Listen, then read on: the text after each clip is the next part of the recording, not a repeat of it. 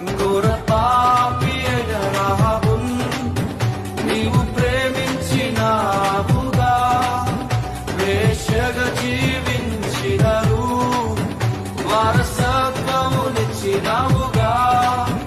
నా పాపమై నా శాపమై మరణించిన నా యేసయ్యా, నా నీతి అయి నిత్య శాంతి అయి నా తోడుండు నా దైవమా.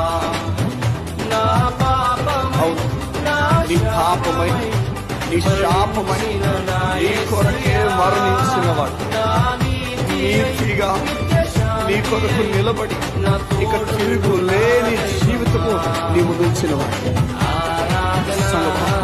ఇక దేనికి ఆగుతున్నా? ఇక ఎవరిని ఆపుతున్నారు? నీ కష్టం నేను ఆపుతుందా? నీ బాధని ఆపుతుందా? ఏం ఆపుతుందో చెప్పు. ఇంత ప్రేమించే దేవుడు నీకున్నప్పుడు నీకే తన సొంత కుమారుని నీ కొరకు చేశాడు. నువ్వు పాపం చేస్తున్న వాడవని తెలిసినా నీ పక్కనే ఉండడానికి ఇష్టపడ్డాడు. ఎంత ప్రేమిస్తున్నాడు సంగమా, కలిసి పాడు సంగమా.